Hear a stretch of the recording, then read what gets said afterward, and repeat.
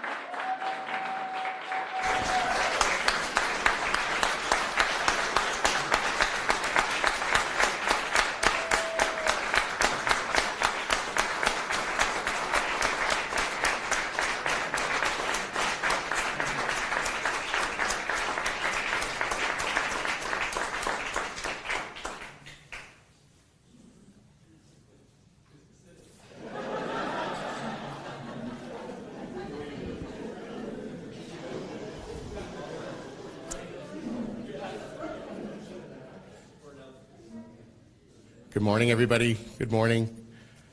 Please come forward.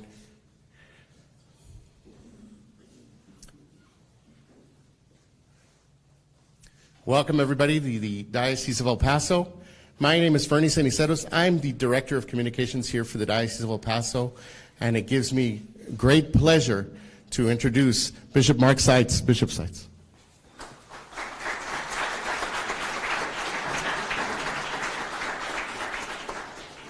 Good morning, everyone. Thanks for being here. The Lord has once again surprised us with this great sign of His care for us and the care that our Holy Father, Pope Francis, has once again shown, who has once again shown his special attention to the Diocese of El Paso, as our diocese has been granted the service of an auxiliary bishop. Add to that the fact that the Pope's decision was to send us one of our most loved, respected, and talented priests to serve the diocese, to whom he gave his commitment since his graduation from college. De nuevo, el Señor nos ha sorprendido con este gran signo de su cuidado para con nosotros, y de nuevo el Santo Padre ha mostrado su especial atención hacia la diócesis de El Paso, ya que a nuestra diócesis le ha sido concedido el servicio de un obispo auxiliar. Más aún, el Papa ha decidido mandarnos a uno de nuestros sacerdotes más amados, respetados y talentosos, para servir a la diócesis a la que él le ha demostrado su compromiso desde su graduación de sus estudios filosóficos. Father Tony was born in the Philippines in 1972, the year that I graduated from high school. That really makes me feel old. He completed his studies at St. Mary's Seminary at Mundelein in Chicago and was ordained to the priesthood in June of 1997. After serving in various parishes, he was sent to study canon law in 2001 at Catholic University of America. He has held many positions of importance in the diocese, including judicial vicar, vicar general, moderator of the curia, chancellor, and when Bishop Ochoa was transferred to Fresno, Father Celino was named delegate to the administrator, seeing the diocese through the transition prior to my being named to the Diocese of El Paso. Auxiliary bishops are appointed by the Pope at the request of the diocesan bishop, quoting, when pastoral needs require, unquote, their presence according to the Code of Canon Law. Their role is to assist the diocesan bishop in the functions of the office and the diocese, but the exact nature of his duties depends on the diocese, its demographics, and the responsibilities a bishop assigns him. A diocese with a large geographic area, for example, may require an auxiliary bishop to travel to more outlying areas. Auxiliary bishops are generally appointed to dioceses with larger populations or with particular challenges that call for more assistance. Our Diocese of El Paso qualifies under both of these categories.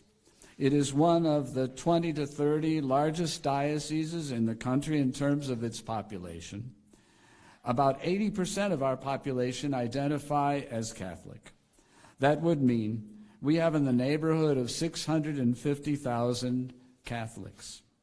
This diocese also brings with it a great deal of complexity with both urban and rural settings, a significant number of people who live in poverty, and of course, the diocese is a major point of entry for immigrants into the United States. I've already learned that Bishop-elect Tony Celino can be a very valued collaborator in the service and administration of the diocese. He brings a great deal of knowledge, wisdom, and prudence to the table. He also has great relationships with the priests and the people of the diocese. The Code of Canon Law, I need to quote canon law since you know he's back. It notes, for the greatest present and future good of the diocese, the diocesan bishop and auxiliary bishops are to consult with each other on matters of greater importance. In assessing such matters, particularly those of a pastoral nature, the diocesan bishop is to consult his auxiliary bishop or bishops before all others. And the auxiliary bishop, since they are called to share in the cares of the diocesan bishop, should so exercise their office that they act and think in accord with him. I believe Bishop Celino will be a very valuable co-worker with me in this ministry for the good of the Church of El Paso. Por último, quisiera hacer un breve comentario sobre las raíces de Padre Tony en las Filipinas. Me he referido frecuentemente a los filipinos como ciudadanos del mundo, porque se encuentran en toda tierra y nación. Tienen una habilidad maravillosa de vivir y celebrar su cultura y al mismo tiempo adaptarse a otras nuevas. Creo que nuestro nuevo auxiliar lo ha hecho de una manera bella. Él orgullosamente filipino y ha entregado su vida al servicio de nuestra bonita y única comunidad binacional. I would like to invite you to please welcome the new auxiliary bishop-elect of the Diocese of El Paso, Bishop-elect Tony Celino. Demos la bienvenida a nuestro nuevo obispo auxiliar electo de la Diócesis de El Paso, el obispo electo Tony Celino.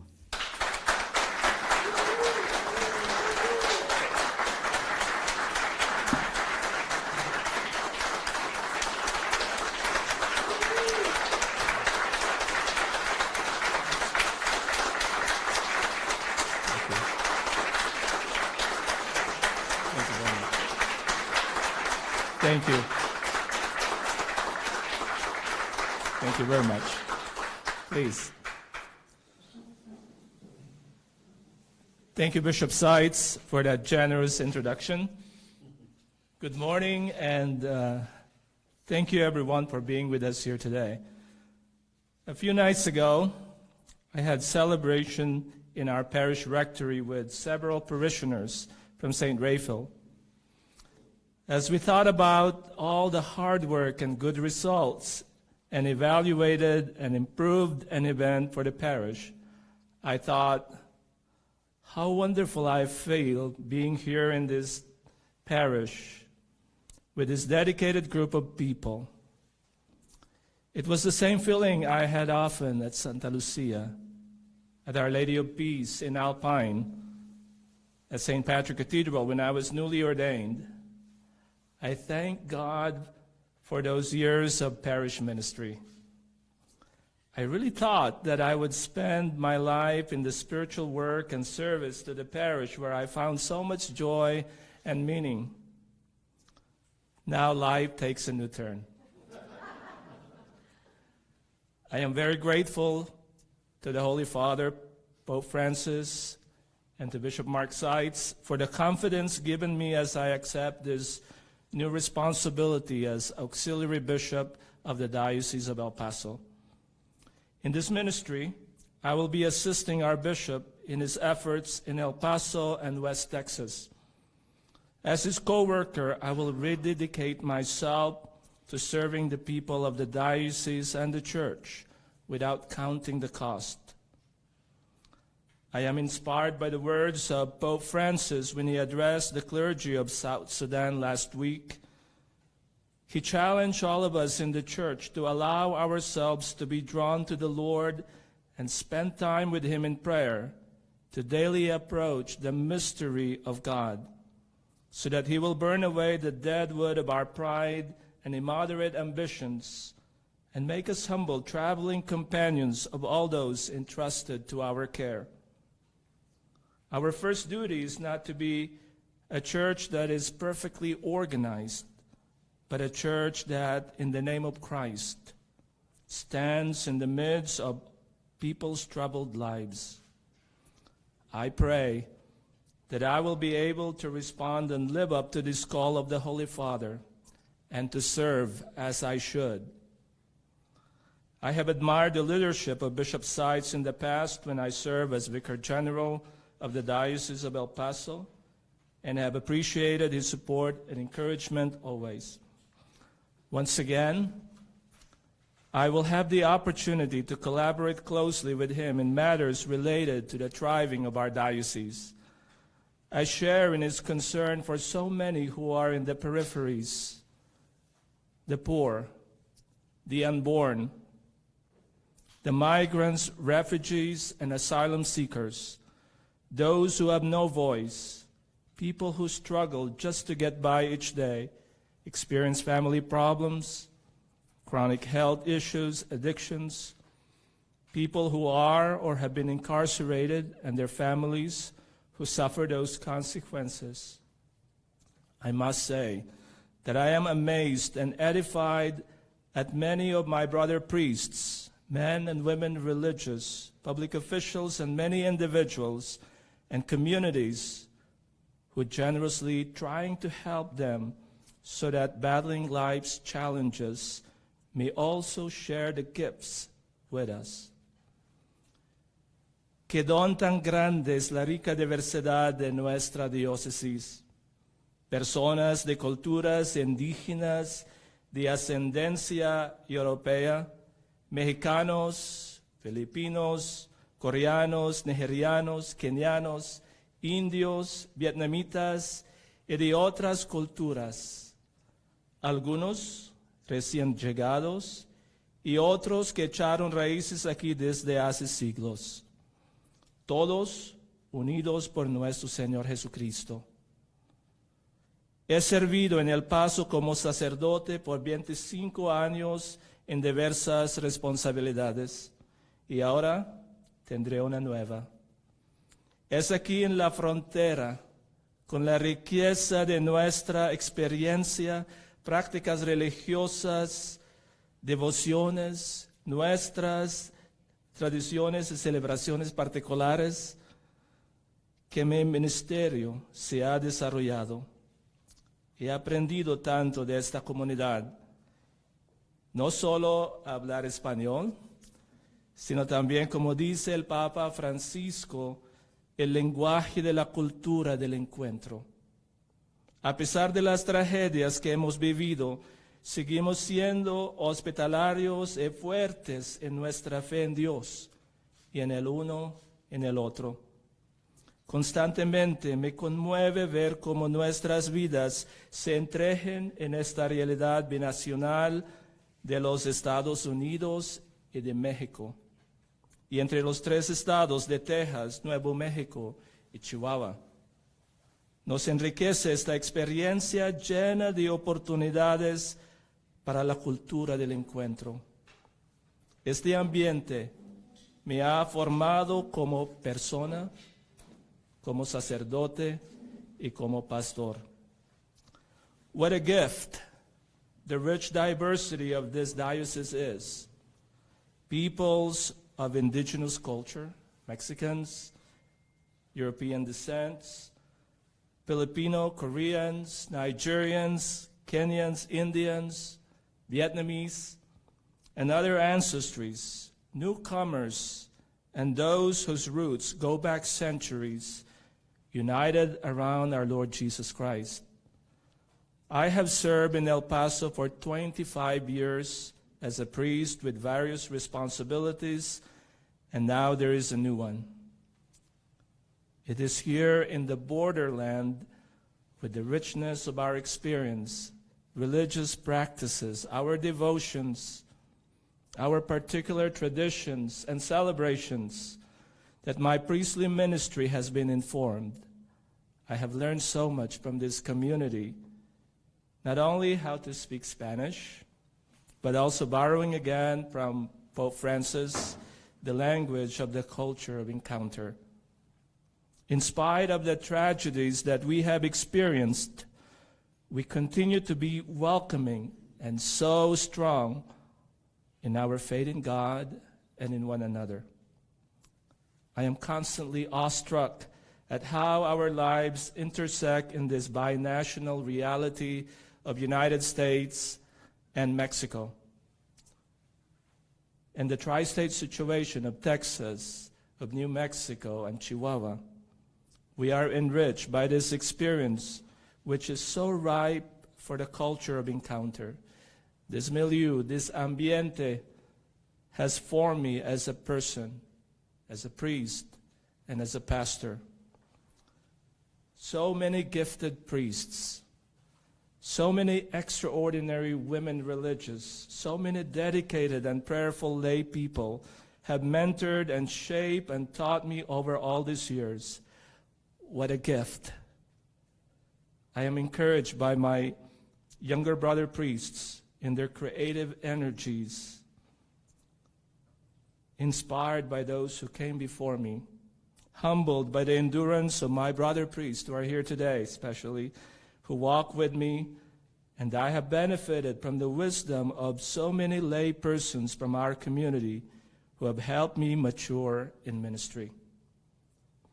Ako po ay lubhang nagpapasalamat sa aking pamilya, sa aking mga magulang na tahimik nang namayapa, si Teodoro Celino at Minis Serdan Celino, na nagbigay sa akin ng buhay at gumabay at nagturo sa akin tungkol sa Diyos. Ako po at ang maraming kasapi ng aking pamilya ay mga imigrante mula sa Pilipinas, kasama ng napakaraming Pilipino na naninirahan at nagtratrabaho dito sa ating lungsod. What I said was,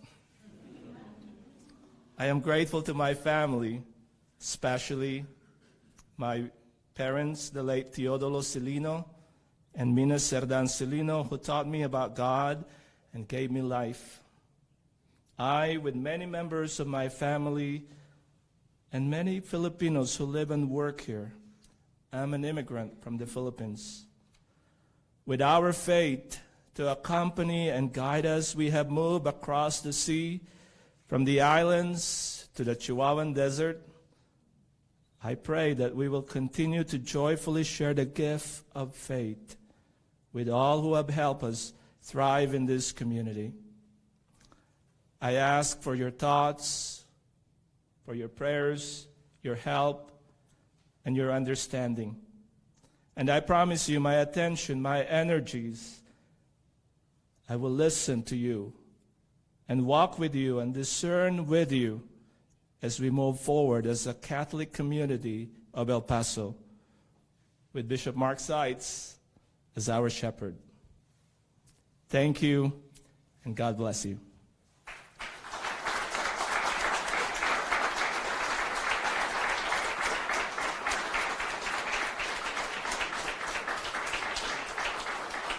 Once again, it's my great honor to introduce to you Bishop-elect Tony Celino. At this time, we're going to be doing some questions for media. We'll probably do a scrum here with the Bishop-elect in English, and if you want to start here with Bishop Seitz in Spanish, just so that we kind of move prodigiously. Thank you so much for joining us, and again, Bishop-elect Tony Celino.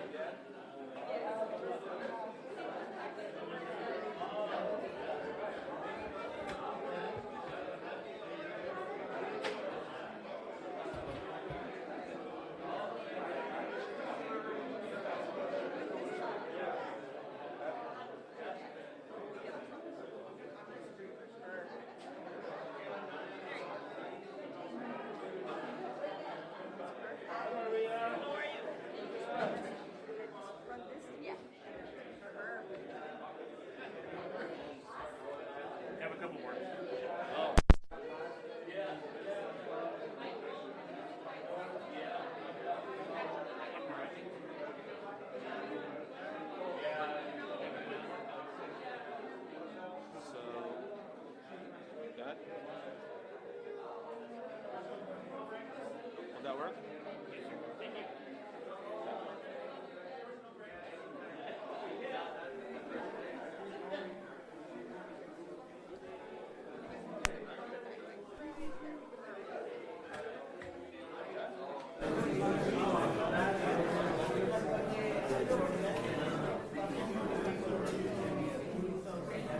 And then you're just going to look in the middle. Okay, look at the middle.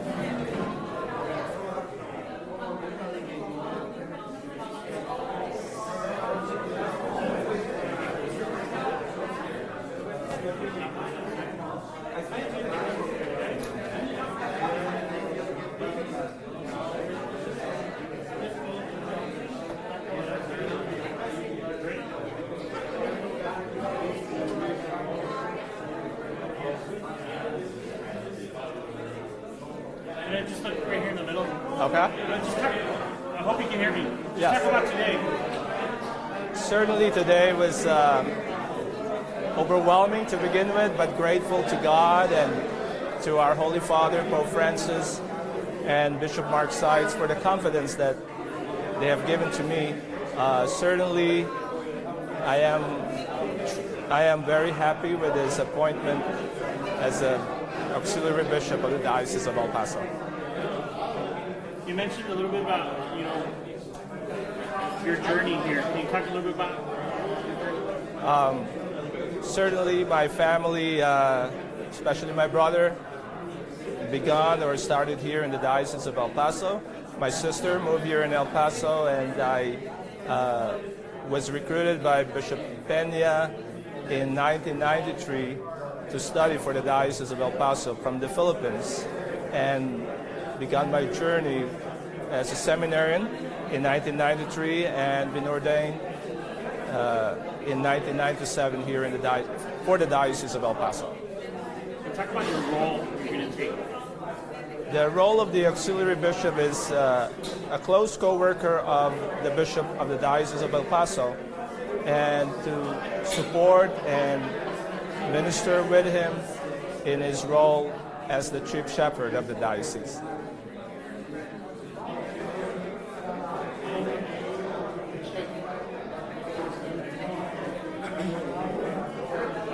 How soon will you start? The ordination for the Episcopal ordination will be on March 31, and I suppose that I'll be starting shortly thereafter. I will remain as pastor of St. Rachel Parish here in the east side. Will continue with that role until I am appointed as Vicar General of the Diocese of El Paso. Do you have a message to Catholics in El Paso? Yes, of course. First and foremost, I am grateful for all the prayers of the Catholic community here in the Diocese of El Paso, and I will continue to journey to share the good news of the gospel to all of you, and to pray with you and to worship with you, and also to be with you in this journey as an auxiliary bishop.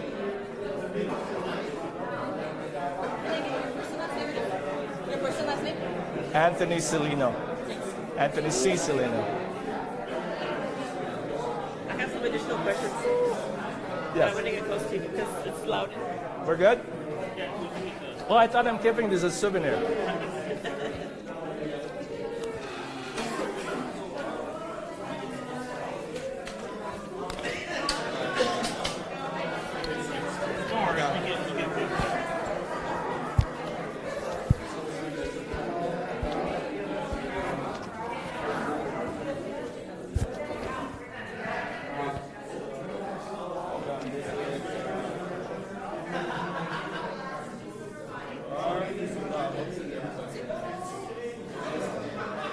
Checked.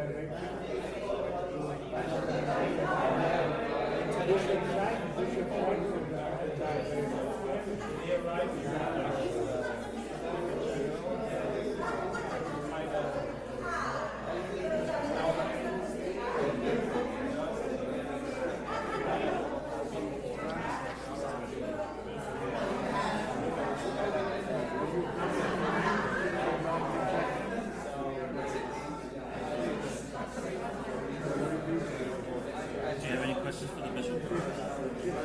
They didn't give me questions, no?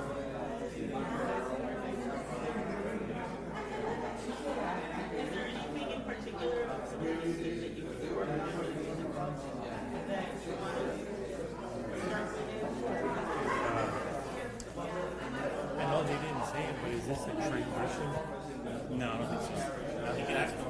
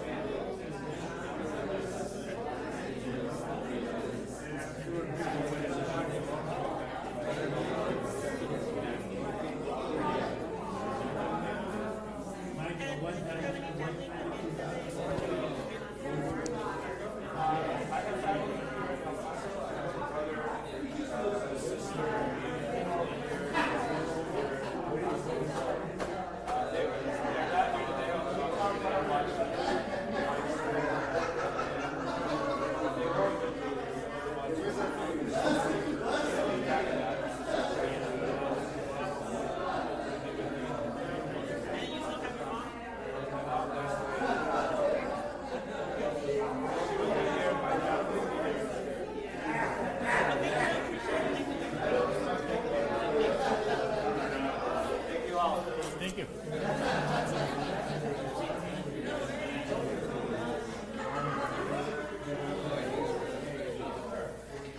Hello. Good morning. Good morning. How are you? How you doing? How are you? Hello. Thanks for coming.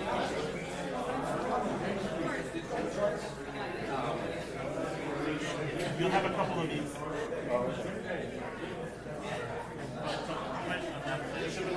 Okay, that's fine.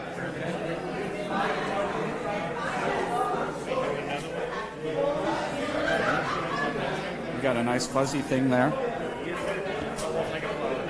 Yeah. What station are you with? K-Fox? I'm going to move this a little higher. Okay, sure. They're a kind of noisy group, aren't they? Let's see, got it on this side. Or I could do it here, right?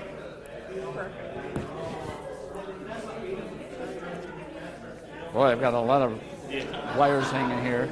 I'm going to have you step back a little bit, and then Should we try to conceal these at all, or? it's going to come out right here. Okay. You're good. Like to the right.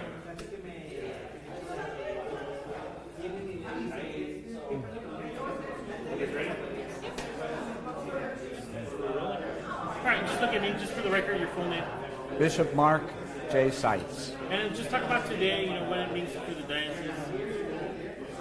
Well, it's a great day for the diocese. It means that our Holy Father, once again, has shown his care for this diocese, his consciousness of our situation and our needs, and that he has granted that for the first time we would have a second bishop serving the people of this diocese. I think it's a great day for the diocese, the Catholic Church here, and in a certain way a very special day for the priests of the Diocese of El Paso, because it means that the Church has not looked outside to send somebody here, but said someone that has his roots here, who felt called to serve here, is now being elevated to serve on this new level. So it's a great day.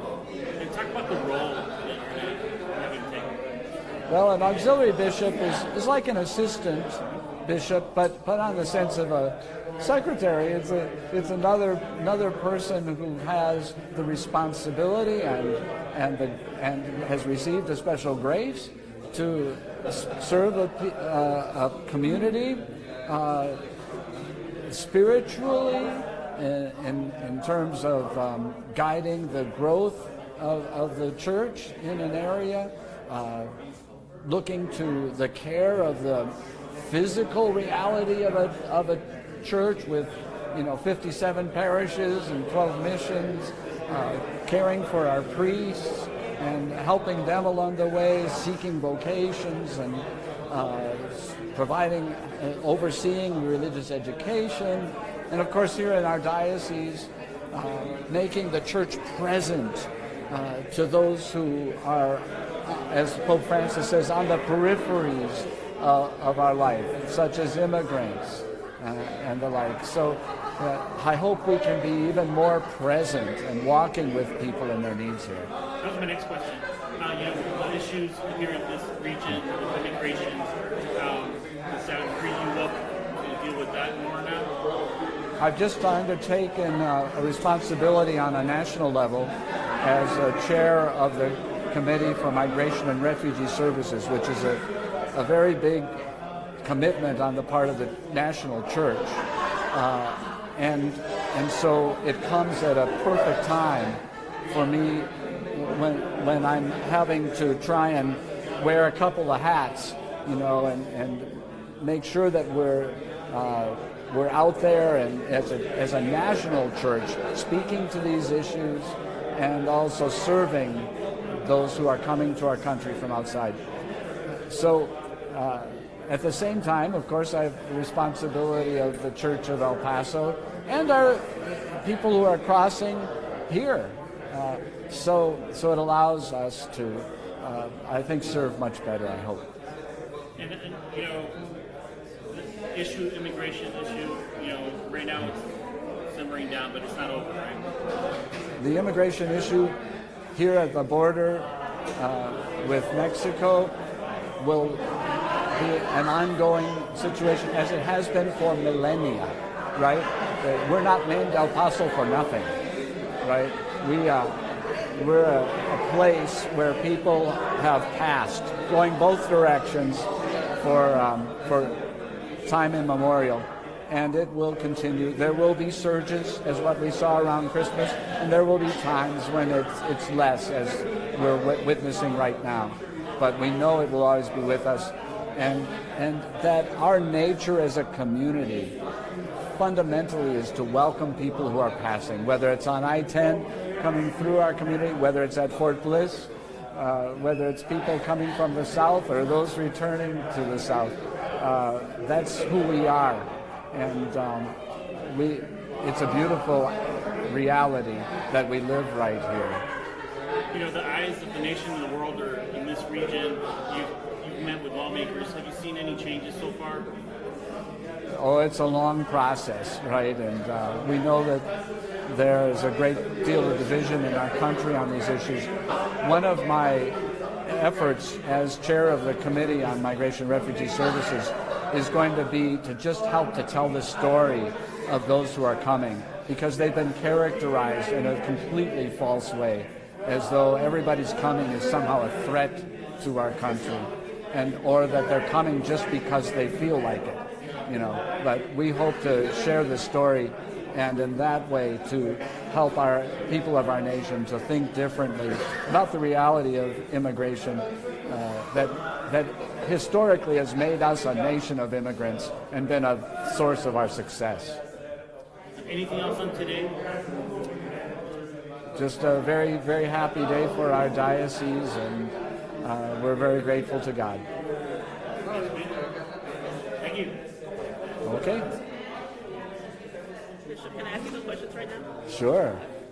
Just as I take these off, because I know that these people are very possessive of their microphones.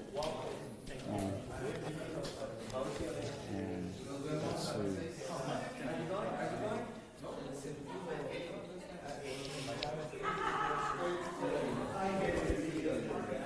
I'm sorry, I can't give you this one back. It's stuck. What the heck?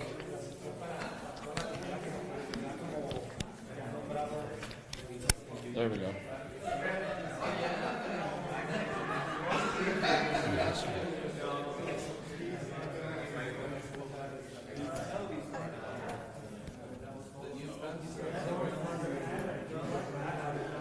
Thank you. Thanks.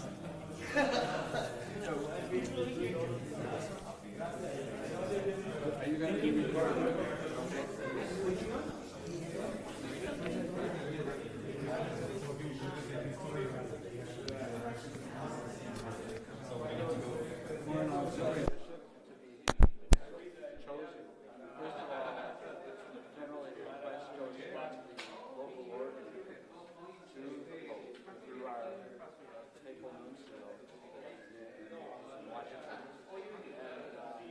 So that's the first step.